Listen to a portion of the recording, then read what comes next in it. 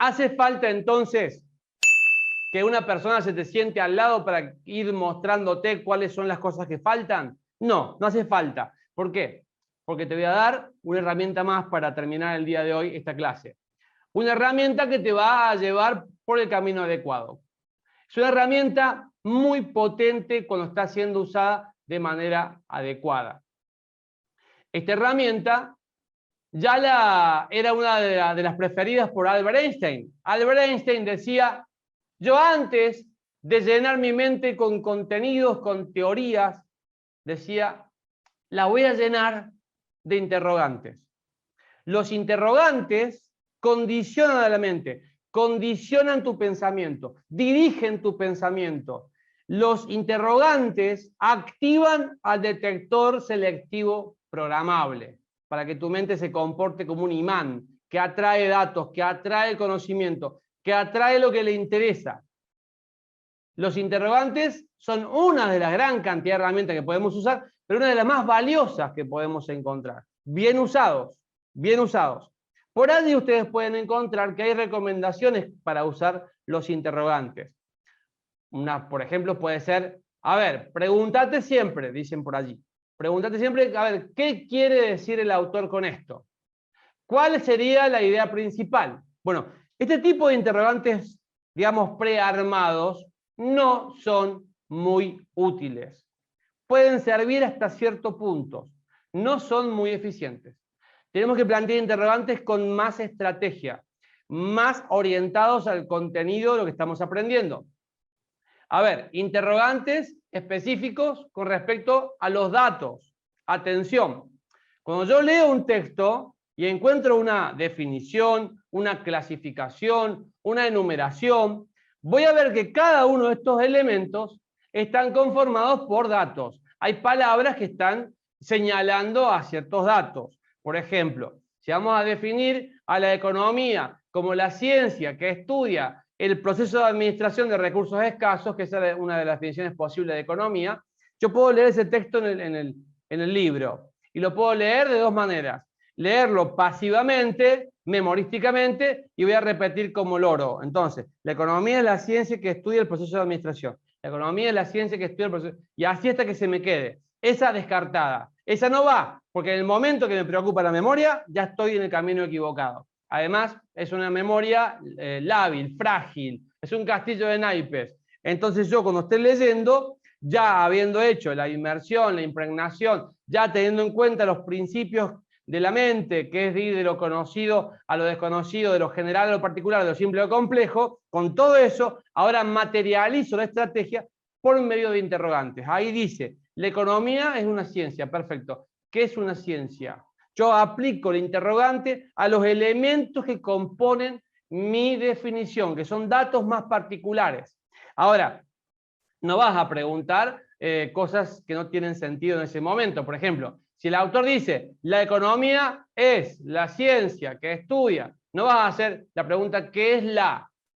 ¿Qué es la? No, la es parte de una estructura semántica necesaria para poder expresar datos. Pero ahí no voy a aplicar la pregunta ahí. Voy a generar interrogantes sobre datos. Por ejemplo, si dice la economía es una ciencia, ciencia es un dato. ¿Qué es una ciencia para mí? ¿Qué es la ciencia? Y yo me pongo a prueba. Yo aplico allí un interrogante. Si yo sé lo que es ciencia, que yo lo sé, lo manejo, entonces al momento de leer ciencia, la mente es como una gran internet. Es como si vos tuvieses un texto con hipervínculos. Nada más que el clic en los hipervínculos, la mente lo hace automáticamente si hay un hipervínculo. Entonces, si yo conozco lo que es ciencia, lo conozco bien, en el momento que yo lea la palabra ciencia en esa definición, va a disparar mi hipervínculo y va a traer de manera instantánea todos los datos que forman parte de lo que es la ciencia. Pues ahí no aplico ningún interrogante. Estoy seguro que yo sé qué es eso. Perfecto, continúo. La lectura es ágil, es rápida en ese caso.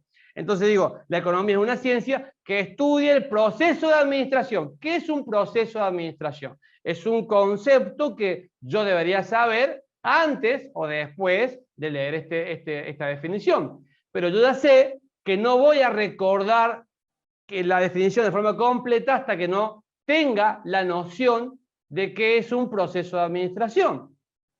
Yo pregunto, ahí aplico un interrogante, ¿qué es? ¿Cómo se ejecuta un proceso de administración? Si dice proceso, al decir proceso, tiene pasos, tiene etapas, tiene partes. ¿Cuáles serían las partes de un proceso de administración? Y ahí tengo que, no sé, perfecto. Entonces ahí la mente se direcciona ahora a la búsqueda de ese dato, de esa respuesta. Entonces vos vas a leer siempre buscando algo. Busco datos y los interrogantes me van mostrando los objetivos de búsqueda, que a veces esos objetivos me van a llevar a leer partes del mismo texto o buscar afuera otra fuente, porque ahí no lo explica. Entonces digo, bueno, a ver, ¿qué es un proceso de administración y cuáles son sus pasos, sus partes? Evidentemente me hace falta eso para entender mejor lo que es la economía. ¿Por qué? Porque tengo que ir de lo simple a lo complejo. La complejidad de la definición de la economía la debo abordar desde sus partes más simples. Y en cada parte más simple, los interrogantes me van a ayudar a direccionar mi pensamiento y la lectura a la búsqueda de datos que me puedan estar faltando. Y voy a buscar cuál es el proceso. Y ahí voy a encontrar por ahí planificación, organización, dirección, control. Las 4 etapas básicas de cualquier proceso de administración. Perfecto. Ahora entiendo lo que se refiere con proceso de administración. Genial. Ahora la definición de economía se enciende en significados. La entiendo mejor. Me interesa de otra forma. La voy a recordar de otra manera. La voy a recordar de otra manera porque ya cambia el panorama. Y sigo leyendo. Proceso de administración de recursos escasos. Si yo conozco lo que es un recurso y lo que es un recurso escaso, dispara como un hipervínculo en mi mente y viene todo automáticamente. Yo sé lo que es eso, perfecto. Pero si no lo sé, pregunto, bueno, ¿a qué se refiere con recurso? Exactamente, ¿qué tipo de recurso es esto? ¿Y por qué escasos? ¿A qué se refiere con recursos escasos? Si estoy estudiando la definición básica de economía, quizás no vi todavía lo que es un recurso escaso, pues direccionaré mi búsqueda, mi lectura ahora a la respuesta de esta pregunta para buscar este dato. ¿Y qué son los recursos escasos? ¿Qué son los recursos escasos? Bueno, entendiendo eso, ahora la definición de economía se enciende en significado y la puedo entender mejor y la puedo recordar. De nada va a servir que yo repita como loro todos estos datos, estas partes más simples de la definición más compleja, sin tener un significado afianzado. Los interrogantes, entonces, bien usados, son una herramienta muy potente. ¿Saben por qué? En el momento que vos te planteás, a ver, ¿qué es un recurso escaso? ¿Qué es un proceso de administración? Siempre intenten conectar eso con la vida de ustedes. Siempre intento conectar con mi vida. Cuando conecto con mi vida, ocurre lo que les mostré en el gráfico de ese cono, que era tu proyecto de vida y tu objetivo que se colocaba allí como una herramienta para llegar a eso. Bueno, cuando yo conecto estos pequeños datos de mi texto con mi vida, se enciende en significado, se carga de significado, me interesa más, me cuesta muy poco recordar. Recuerdo casi que espontáneamente. A ver, recursos escasos, ¿cuáles pueden ser? Bueno, el dinero es un recurso escaso por excelencia, ¿o no? Bueno, sí, y lo vemos siempre esto, lo vivimos siempre. El agua, ahora en Argentina el gasoil, el diésel, el biodiesel. Bueno, entonces uno puede buscar ejemplos de recursos escasos y conectarlo con la vida. Siempre conecten con la vida en lo posible. Conectando con la vida adquiere un significado vivencial, existencial, que te carga ese dato de significado, que te genere interés por el dato y tu memoria se configura de manera automática. Los interrogantes son una herramienta muy potente. Conectamos, siempre conectamos. Además, los interrogantes también son potentes para ser usados en cualquier área de tu vida. Los interrogantes siempre son buenos y son planteados de manera adecuada. A ver, no hablemos solamente de plantear un interrogante en el texto. Donde los uses, te ayuda a abrir la mente a otras posibilidades. Yo estoy seguro de que esto en la vida tiene que ser así. Tiene que ser así, porque así es, así se dio. Y quizás eso que estoy afirmando yo es un principio que no es de la vida, que lo heredé de la cultura. Un principio que me está viviendo, me vive, la cultura que me vive, no soy yo, es la cultura que me vive. Entonces digo, bueno, pero ¿por qué tiene que ser así? ¿No podría ser de otra manera? O sea, cuando yo aplico los interrogantes más allá del texto en cuestiones de la vida, abre la puerta a la posibilidad de que podamos encontrarnos con nuevas cosas o entender lo que vivimos de una nueva manera.